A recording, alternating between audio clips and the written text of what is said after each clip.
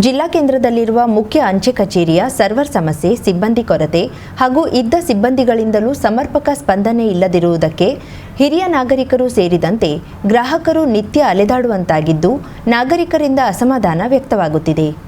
ಪಿಂಚಣಿ ಖಾತೆ, ಉಳಿತಾಯ ಖಾತೆ, ಆರ್ಡಿ, ತಿಂಗಳ ಬಡ್ಡಿ ಯೋಜನೆ, ಹಿರಿಯ ನಾಗರಿಕರಿಗೆ 3 ತಿಂಗಳಿಗೊಮ್ಮೆ ಜಮಾ ಆಗುವ ಬಡ್ಡಿ ಹಣ, ಕಿಸಾನ್ ವಿಕಾಸ್ ಪತ್ರ, national saving certificate, Sukanya Samriddhi, PF ಸೇರಿದಂತೆ ಅಂಚೆ ಕಚೇರಿಯಲ್ಲಿನ ಎಲ್ಲಾ ಸೇವೆಗಳಿಗಾಗಿ ಪ್ರತಿನಿತ್ಯ ನೂರಾರು ಸಂಖ್ಯೆಯಲ್ಲಿ ಅಂಚೆ ಗ್ರಾಹಕರು ಕಚೇರಿಗೆ ಆಗಮಿಸುತ್ತಾರೆ.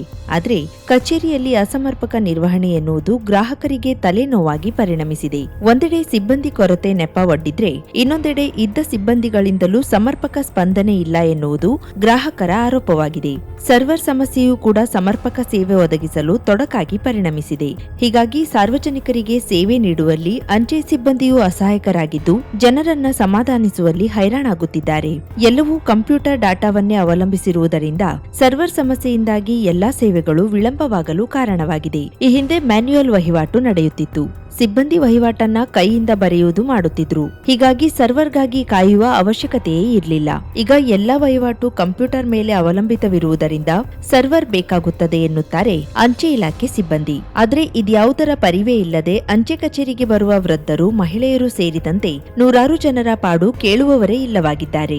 ವಿವಿಧ ಅಂಚೆ ಸೇವೆಗಳಿಗಾಗಿ ಬೆಳಿಗ್ಗೆಯಿಂದ ಮಧ್ಯಾಹ್ನದವರೆಗೂ ನಿಂತರೂ ತಮ್ಮ ಕೆಲಸ ಮುಗಿಸಿ ಮನೆ ತೆರಳಲು ಸಾಧ್ಯವಾಗದಂತಾಗಿದೆ. ವೃದ್ಧಾಪ್ಯ ವೇತನ, ಇಳಿವಯಸ್ಸಿನಲ್ಲಿ ಜೀವ ಆಧಾರವಾಗಲೆಂದು ಸೇವೆಯ ದಿನದಲ್ಲಿ ಉಳಿತಾಯ ಮಾಡಿದ್ದ ಹಾಗೂ ನಿವೃತ್ತಿ ನಂತರ ಬಂದಿದ್ದ ಫಂಡ್ ಸೇರಿದಂತೆ ಇನ್ನಿತರ ಆದಾಯದ ಹಣವನ್ನೇ ಠೇವಣಿಯಾಗಿಟ್ಟು ಬರುವ ಬಡ್ಡಿ ಹಣದಿಂದ ಜೀವನ ನಡೆಸುವ ಹಿರಿಯ ನಾಗರಿಕರಿಗೆ ಸೂಕ್ತ ಸಮಯಕ್ಕೆ ಹಣ ಸಿಗದೆ ಪರದಾಟ ನಡೆಸಬೇಕಾದ ಪರಿಸ್ಥಿತಿ ಎದುರಾಗಿದೆ. ಅಲ್ಲದೆ ಅಂಚೆ ಕಚೇರಿಗೆ ಬಂದಿದ್ದ ಕೆಲವಷ್ಟು ಜನ ನಮ್ಮನ್ನ ಉದ್ದೇಶಪೂರ್ವಕವಾಗಿಯೇ ಸತಾಯಿಸುತ್ತಿದ್ದಾರೆ ಎಂದು ಅಂಚೆ ಕಚೇರಿ ಸಿಬ್ಬಂದಿಗಳೊಂದಿಗೆ ವಾಗ್ವಾದ ನಡೆಸಿದ ಘಟನೆಯೂ ನಡೆದಿದೆ.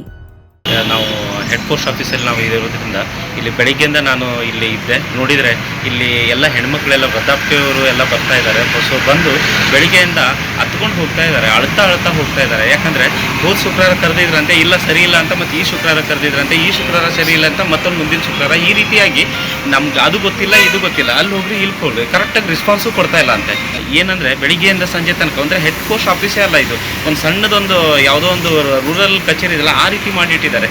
ಕೇಳಿದರೆ ನೆಟ್ವರ್ಕ್ ಇಲ್ಲ, ಸರ್ವರ್ ಇಲ್ಲ, ಇಲ್ಲಾಂದರೆ ಸ್ಟಾಫ್ ಇಲ್ಲ, ಸಿಬ್ಬಂದಿ ಇಲ್ಲ. ಕೆಲವೊಂದು ಸ್ಟಾಫ್ ಅಂತೂ ಮೈ ಮೇಲೆ ಬರ್ತಾರೆ. ಅವ್ರದ್ದು ಪಾಪ ಏನಾದ್ರು ಅವ್ರಿಗೊಂದು ಬರೀಲಿಕ್ಕೆ ಬಂದಾಗ ಒಂದು ಹೆಲ್ಪ್ ಮಾಡೋದಾಗಲಿ ಏನಾಗಲಿ ಹೆಡ್ ಮಾಸ್ಟರ್ಗೆ ಅದು ಪೋಸ್ಟ್ ಮಾಸ್ಟರ್ಗೆ ಕೇಳಿದರೆ ಇಲ್ಲ ನಾವೆಲ್ಲ ಮಾಡ್ತಾ ಇದ್ದೀವಿ, ಯಾರ್ದು ಕಂಪ್ಲೇಂಟ್ ಇಲ್ಲ, ಹಂಗಿಲ್ಲ ಅಂತಾರೆ. ಮನೆಗೆ ಬರ್ತಾಯಿದೆ ಪೋಸ್ಟ್ ಆಫೀಸು, ಮನೆಗೆ ಎಲ್ಲ ತಲುಪಿಸ್ತಾರೆ. ಇವ್ರು ಯಾಕೆ ಇಲ್ಲಿ ಬರಬೇಕು ಅಂತ. ಇಲ್ಲಿ ಲೇಡೀಸ್ಗೆಲ್ಲ ಕೇಳಿದರೆ ಮನೆಗೆ ಯಾರು ಕೊಡೋದಿಲ್ಲ ಸರ್, 1 ವರ್ಷ ಆಯಿತು ಯಾರು ಮನೆಗೆ ಬರ್ದಿಲ್ಲ ಪೋಸ್ಟ್ ಮ್ಯಾನ್, ಏನಿದ್ರು ಹೆಡ್ ಪೋಸ್ಟ್ ಆಫೀಸ್ಗೆ ಬರಬೇಕು ಮತ್ತು ನೀವು ತೊಗೊಂಡು ಹೋಗ್ಬೇಕು ಅಂತ ಈ ರೀತಿ ತುಂಬ ಅಳಿಸ್ತಾ ಇದ್ದಾರೆ. ಎಲ್ಲ ಬೆಳಿಗ್ಗೆಯಿಂದ ಲೇಡೀಸ್ಗಳೆಲ್ಲ ಅಳ್ತಾ ಮನೆಗೆ ಹೋಗಿದ್ದಾರೆ.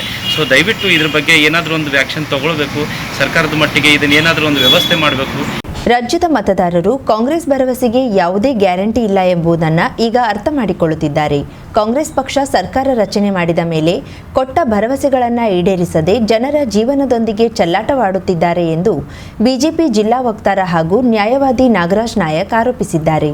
ಕರ್ವರ್ ನಗರದ ಜಿಲ್ಲಾ ಪತ್ರಿಕಾ ಭವನದಲ್ಲಿ ಪತ್ರಿಕಾಗೋಷ್ಠಿ ನಡೆಸಿ ಮಾತನಾಡುತ್ತಿದ್ದ ಅವರು, ಕಾಂಗ್ರೆಸ್ ಪಕ್ಷ ಮತದಾರರನ್ನ ಮರಳು ಮಾಡಲು ಚುನಾವಣಾ ಪೂರ್ವದಲ್ಲಿ ಗ್ಯಾರಂಟಿಗಳ ಹೆಸರಿನಲ್ಲಿ ಪೊಳ್ಳು ಭರವಸೆಗಳನ್ನ ನೀಡಿದ್ದು, ಈಗ ನಾನಾ ಕಂಡೀಷನ್ಗಳನ್ನ ಹೇರುವ ಮೂಲಕ ಮುಂಗೈಗೆ ಬೆಲ್ಲ ಸವರುವ ತಂತ್ರ ಮಾಡುತ್ತಿದ್ದಾರೆ. ಪ್ರತಿಯೊಬ್ಬರಿಗೂ 200 ಯೂನಿಟ್ ವಿದ್ಯುತ್ ಉಚಿತ ಎಂದು ಭರವಸೆ ನೀಡಿದ್ದ ಕಾಂಗ್ರೆಸ್ ಈಗ ಗ್ರಾಹಕರು ಬಳಸುತ್ತಿದ್ದ ವಿದ್ಯುತ್ ಪ್ರಮಾಣದ ಸರಾಸರಿಯ ಮೇಲೆ 5% 10% ವಿದ್ಯುತ್ತನ್ನ ಉಚಿತವನ್ನಾಗಿಸುವುದಾಗಿ ಹೇಳುತ್ತಿದೆ. ಅಂದ್ರೆ ರಾಜ್ಯದಲ್ಲಿನ ಈಗಿನ ಬಡವ ಯಾರಾದ್ರೂ ತಮ್ಮ ಮನೆಯಲ್ಲಿ ಹೆಚ್ಚುವರಿ ಫ್ಯಾನ್, ಹೊಸದಾಗಿ ಟಿವಿ ಮತ್ತೆ ಯಾವುದೇ ವಿದ್ಯುತ್ ಉಪಕರಣಗಳನ್ನ ಬಳಸದಂತೆ ಕುತಂತ್ರ ನಡೆಸಿದೆ. ವಿದ್ಯುತ್ ಗ್ರಾಹಕರಿಗೆ ಈಗಾಗಲೇ ಸಾವಿರಾರು ರೂಪಾಯಿಗಳ ಬಿಲ್ ಅನ್ನ ನೀಡಿ ಕಾಂಗ್ರೆಸ್ ಸರ್ಕಾರ ಶಾಕ್ ನೀಡಿದ್ದು, ಅದನ್ನ ಬಿಜೆಪಿ ಸರ್ಕಾರ ಏರಿಸಿದ್ದು ಎಂದು ಕುಂಟು ನೆಪ ಹೇಳುತ್ತಿದೆ. ಬಿಜೆಪಿ ಸರ್ಕಾರವಿದ್ದಾಗ ಕೈಗೊಂಡ ಎಲ್ಲಾ ನಿರ್ಧಾರಗಳನ್ನ ಹಿಂಪಡೆದು ದ್ವೇಷ ರಾಜಕಾರಣಗಳನ್ನ ಮಾಡುತ್ತಿರುವ ಕಾಂಗ್ರೆಸ್ ಸರ್ಕಾರಕ್ಕೆ ಪ್ರಸ್ತಾವನೆಯಲ್ಲಿದ್ದ ವಿದ್ಯುತ್ ದರ ಏರಿಕೆಯನ್ನ ಹಿಂಪಡೆದು ಹಿಂಪಡೆಯಲು ಸಾಧ್ಯವಿಲ್ಲವೇ? ಈಗಾಗಲೇ ಸಣ್ಣ ಸಣ್ಣ ಉದ್ದಿಮೆಗಳನ್ನ ನಡೆಸಿ ಜೀವನ ನಿರ್ವಹಣೆ ಮಾಡುತ್ತಿರುವವರಿಗೆ ಸಾವಿರಾರು ರೂಪಾಯಿಗಳ ವಿದ್ಯುತ್ ಬಿಲ್ ವಿಧಿಸಿ ಅವರನ್ನ ನಿರುದ್ಯೋಗಿಯನ್ನಾಗಿಸಲು ಹೊರಟಿದೆ. ಪ್ರತಿಯೊಬ್ಬರಿಗೂ 200 ಯೂನಿಟ್ ವಿದ್ಯುತ್ ಉಚಿತ ಎಂದು ಘೋಷಿಸಿದ್ದ ಕಾಂಗ್ರೆಸ್ ಈಗ 200 ಯೂನಿಟ್ಗಿಂತ ಹೆಚ್ಚು ವಿದ್ಯುತ್ ಅನ್ನ ಬಳಸುವವರಿಗೆ ರಿಯಾಯಿತಿ ನೀಡುವುದರಿಂದ ಹಿಂದೇಟು ಹಾಕಿ ಜನರನ್ನ ವಂಚಿಸಿದೆ. ಗೃಹಲಕ್ಷ್ಮಿ ಯೋಜನೆಗೂ ಅನೇಕ ಕಂಡೀಷನ್ ಹಾಕುವ ಮೂಲಕ ಮಹಿಳೆಯರನ್ನ ಕಾಂಗ್ರೆಸ್ ವಂಚಿಸಿದೆ. ನಿರುದ್ಯೋಗಿಗಳ ಭತ್ಯೆ ನೀಡುವ ಗ್ಯಾರಂಟಿಯಲ್ಲೂ ಕಾಂಗ್ರೆಸ್ ವಂಚಿಸಿದ್ದು 2022-23 ಮೊದಲು ಯಾರೂ ನಿರುದ್ಯೋಗಿಗಳಿಲ್ಲವೇ? ನಿರುದ್ಯೋಗ ಈಗ ಕಾಂಗ್ರೆಸ್ ಸರ್ಕಾರ ಬಂದ ನಂತರವೇ ಪ್ರಾರಂಭವಾಗಲಿದೆಯೇ ಎಂಬುದನ್ನ ಸ್ಪಷ್ಟಪಡಿಸಬೇಕು. ಪಡಿತರದಾರರಿಗೂ ಕಾಂಗ್ರೆಸ್ ಪಕ್ಷ ವಂಚಿಸುತ್ತಿದ್ದು, ಕೇಂದ್ರ ಸರ್ಕಾರ ಈಗಾಗಲೇ ನೀಡುತ್ತಿರುವ ಉಚಿತ ಅಕ್ಕಿ ಧಾನ್ಯಗಳನ್ನ ತಮ್ಮ ಗ್ಯಾರಂಟಿ ಎಂದು ಬಿಂಬಿಸಲು ಹೊರಟಿದೆ.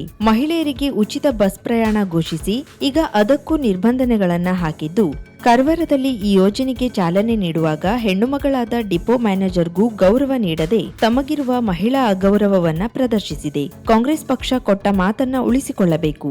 ಇಲ್ಲದಿದ್ರೆ ಬಿಜೆಪಿ ಜನರ ಮುಖವಾಣಿಯಾಗಿ ಉಗ್ರ ಹೋರಾಟ ಮಾಡಲಿದೆ. ಬಿಜೆಪಿ ತನಗಾಗಿರುವ ಸೋಲನ್ನ ಸಾವಾಗಿ ಪರಿಗಣಿಸಿಲ್ಲ.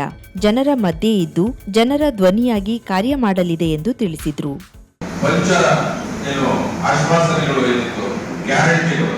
ಇನ್ನು ಮುಂದೆ ಕಾಂಗ್ರೆಸ್ ಏನಾದರೂ ಗ್ಯಾರಂಟಿ ಕೊಟ್ರೆ ಇವರ ಮಾತಿಗೆ ಯಾವುದೂ ಗ್ಯಾರಂಟಿ ಇಲ್ಲ ಅನ್ನುವಂಥ ನಿಲುವಿಗೆ ಕರ್ನಾಟಕದ ಜನ, ಈ ಜಿಲ್ಲೆಯ ಜನ ಬರ್ತಾ ಇದ್ದಾರೆ ಅನ್ನುವಂಥದ್ದನ್ನ ಇನ್ನೂ ಸ್ಪಷ್ಟವಾಗಿ ಹೇಳ್ತಾ ಇದೆ. ಇದಕ್ಕೆ ಉದಾಹರಣೆ ಏನಂತ ಹೇಳಿದ್ರೆ, ನಂಬರ್ 1, ನೀವು ಹಿಂದಿನ ಭಾಷಣಗಳನ್ನ ಕಾಂಗ್ರೆಸ್ಸಿನ ಎಲ್ಲ ಸಿದ್ದರಾಮಯ್ಯ ಅವರದಾಗಲಿ, ಡಿ.ಕೆ. ಶಿವಕುಮಾರ್ದಾಗಲಿ, ಎಲ್ಲ ನಮ್ಮ ಸ್ಥಳೀಯವರು ಸಹಿತ ಎಲ್ಲರೂ ಹೇಳಿದ್ರು, ಪ್ರತಿಯೊಬ್ಬರಿಗೂ ಸಹಿತ 200 ಯೂನಿಟ್ ಫ್ರೀ, ಪ್ರತಿ ಕುಟುಂಬಕ್ಕೆ ಅಥವಾ ಪ್ರತಿ ಮನೆಗೆ 200 ಯೂನಿಟ್ ಫ್ರೀ ಅಂತ ಮಾತ್ರ ಹೇಳ್ತಾ ಇದ್ದಾರೆ. ಆಮೇಲೆ ಕೆಲವು ಕಾಂಗ್ರೆಸ್ ನಾಯಕರು ಹೇಳಿದ್ದಾರೆ, ಅದಕ್ಕೆ ಒಂದು ಕಾರಣಗಳನ್ನ ಕೊಡೋದಿಲ್ಲ, ನಾವೇನು ಗ್ಯಾರಂಟಿಗಳನ್ನ ಕೊಟ್ಟಿದ್ದೇವೋ ಆ ಪ್ರಕಾರ ನಾವು ನಡ್ಕೊಳ್ತೀವಿ ಅನ್ನುವಂತ ಮಾತನ್ನು ಸಹಿತ ಹೇಳಿದ್ದಾರೆ. ಈಗ ವರಸೆಯನ್ನ ಚೇಂಜ್ ಮಾಡಿದ್ದಾರೆ. ಏನಂತ ಹೇಳಿದ್ರೆ, ಯಾರ್ಯಾರು ಎಷ್ಟೆಷ್ಟು ಕರೆಂಟ್ ಅನ್ನ ಯೂಸ್ ಮಾಡ್ತೀರೋ ಆ ಯೂನಿಟ್ ಗಳನ್ನ ನೋಡ್ಕೊಳ್ತೀವಿ ನಾವು. ಆಮೇಲೆ 5-10% ಹೆಚ್ಚು ಮಾಡಿ ಅದನ್ನು ಕೊಡ್ತೀವಿ. ನೀವು ಆ 200 ಯೂನಿಟ್ ಫ್ರೀ ಅಂತ ಹೇಳಿದಾಗ ನಾನೇನ್ ತಿಳ್ಕೊಂಡಿದೀವಿ ಅಂತ ಹೇಳಿದ್ರೆ ಎಲ್ಲರಿಗೂ ಫ್ರೀ ಇದು. ಈಗ ಒಬ್ಬ 300 ಯೂನಿಟ್ ಅನ್ನ ಬಳಸ್ತಾನೆ ಅಂತ ಹೇಳಿದ್ರೆ 200 ಯೂನಿಟ್ ವರೆಗೆ ಅವನಿಗೆ ಫ್ರೀ, ಮತ್ತು 100 ಯೂನಿಟ್ಗೆ ಅವನು ಖರ್ಚು ಕಟ್ಕೋಬೇಕು ಅಥವಾ ಬಿಲ್ ಕಟ್ಕೋಬೇಕು ಅನ್ನುವಂತ ಒಂದು ಭ್ರಮೆ ಇತ್ತು ನಮಗೆ. ಯಾಕಂದ್ರೆ ಆ ಭ್ರಮೆಯಲ್ಲಿ ನೀವು ತೆರಳಿಸಿದ್ರಿ ಜನರನ್ನ. ಈ ಸಂದರ್ಭದಲ್ಲಿ ಬಿಜೆಪಿ ಮುಖಂಡರಾದ ಮನೋಜ್ ಭಟ್, ಕುಮಾರ್ ಮಾರ್ಕಾಂಡೆ, ನಾಗೇಶ್ ಕುರ್ಡೇಕರ್, ರೋಶ್ನಿ ಮಾಳ್ಸೇಕರ್, ಸುಭಾಷ್ ಗುನಿಗಿ ಉಪಸ್ಥಿತರಿದ್ದರು.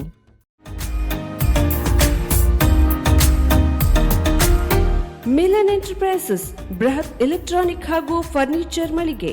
ಉತ್ತರ ಕನ್ನಡ ಜಿಲ್ಲೆಯಲ್ಲೇ ಅತಿ ಹೆಚ್ಚು ಮಳಿಗೆಗಳನ್ನ ಹೊಂದಿರುವ, ಅತಿ ಹೆಚ್ಚು ಸಂತೃಪ್ತ ಗ್ರಾಹಕರನ್ನ ಹೊಂದಿರುವ ಮೂಲಕ ಹೆಗ್ಗಳಿಕೆಗೆ ಪಾತ್ರವಾಗಿರುವ ಏಕೈಕ ಸಂಸ್ಥೆ ಮಿಲನ್ ಎಂಟರ್ಪ್ರೈಸಸ್.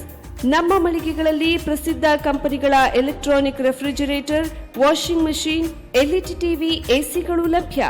ಭಾರತದ ಕರಾವಳಿ ಹವಾಮಾನಕ್ಕೆ ಹೊಂದಿಕೊಳ್ಳುವ ನಂಬರ್ 1 ಬ್ರ್ಯಾಂಡ್ ಆದ ಗೋದ್ರೇಜ್ ಕಂಪನಿಯ ಕಪಾಟು, ಆಫೀಸ್ ಟೇಬಲ್, ಆಫೀಸ್ ಚೇರ್, ಬ್ಯಾಂಕ್ಗಳಿಗೆ ಹಾಗೂ ಚಿನ್ನದ ಅಂಗಡಿಗಳಿಗೆ ಬೇಕಾಗುವ ಸೇಫ್ ಲಾಕರ್ಗಳು ಅತಿ ಕಡಿಮೆ ಬೆಲೆಯಲ್ಲಿ ಲಭ್ಯವಿದೆ. Teak wood sofa set, wooden dining table ಹಾಗೂ ಗ್ರಾಹಕರಿಗೆ ಬೇಕಾಗುವ ಅಳತೆಯಲ್ಲಿ ನಿಮ್ಮ ಮನೆಗೆ ಹೊಂದಿಕೊಳ್ಳುವ ಹಾಗೆ ಫರ್ನಿಚರ್ ಗಳನ್ನ ಮಾಡಿಕೊಡಲಾಗುವುದು. ಕಸ್ಟಮೈಸ್ಡ್ ಕಿಚನ್, ವಾರ್ಡ್ರೋಬ್ ಗಳನ್ನ ಅತಿ ಹೆಚ್ಚು ವರ್ಷಗಳ ಕಾಲ ಬಾಳಿಕೆ ಬರುವ ಹಾಗೆ ವಾರಂಟಿಯೊಂದಿಗೆ ಮಾಡಿಕೊಡಲಾಗುವುದು. ನಮ್ಮಲ್ಲಿ ಡ್ಯೂರಾಫ್ಲೆಕ್ಸ್, ಗೋದ್ರೇಜ್ ಕಂಪನಿಯ memory foam mattress, orthopaedic mattress, spring ಮ್ಯಾಟ್ರೆಸ್ಗಳು ಕಡಿಮೆ ಬೆಲೆಯಲ್ಲಿ ಲಭ್ಯ. ವಿವಿಧ ಕಂಪನಿಗಳ ನವೀನ ಮಾದರಿಯ ಮಿಕ್ಸರ್, ಗ್ರೈಂಡರ್, ಫ್ಯಾನ್, ಕುಕ್ಕರ್, ತವಾ, ಫ್ಲಾಸ್ಕ್, ಮೈಕ್ರೋ ಓವೆನ್ಗಳು ಲಭ್ಯವಿದೆ. 0% ಬಡ್ಡಿಯೊಂದಿಗೆ ಸ್ಥಳದಲ್ಲಿಯೇ ಬಜಾಜ್ ಫೈನಾನ್ಸ್ ನಿಂದ ಸಾಲ ಸೌಲಭ್ಯವಿದೆ. ಮಿಲನ್ ಎಂಟರ್ಪ್ರೈಸಸ್ ನಲ್ಲಿ ಖರೀದಿ ಮಾಡುವ ಗ್ರಾಹಕರಿಗೆ ಡಿಸ್ಕೌಂಟ್ ಮತ್ತು ಗಿಫ್ಟ್ ಜೊತೆಗೆ ಪ್ರತಿ 2,000 ರೂಪಾಯಿಗಳ ಖರೀದಿಗೆ ಒಂದು ಬಂಪರ್ ಲಕ್ಕಿ ಡ್ರಾ ಕೂಪನ್ ನೀಡಲಾಗುವುದು. ಈ ಲಕ್ಕಿ ಡ್ರಾನಲ್ಲಿ 7 ಲಕ್ಷದವರೆಗೆ ಬಹುಮಾನ ಗೆಲ್ಲುವ ಅವಕಾಶ ನಿಮ್ಮದಾಗಿರುತ್ತದೆ. ಲಕ್ಕಿ ಡ್ರಾದಲ್ಲಿ 1 ಕಾರ್, 2 ಬೈಕ್ ಮತ್ತು ರೆಫ್ರಿಜರೇಟರ್, ವಾಷಿಂಗ್ ಮಷೀನ್ ಸೇರಿದಂತೆ 30 ಲಕ್ಕಿ ಗ್ರಾಹಕರಿಗೆ ಬಹುಮಾನ ಗೆಲ್ಲುವ ಅವಕಾಶ. ಗ್ರಾಹಕರ ಸಂತೃಪ್ತಿಗೆ ನಮ್ಮ ಮೊದಲ ಆದ್ಯತೆ ಎನ್ನುವುದು ಮಿಲನ್ ಎಂಟರ್ಪ್ರೈಸಸ್ ನ ವಾಕ್ಯ.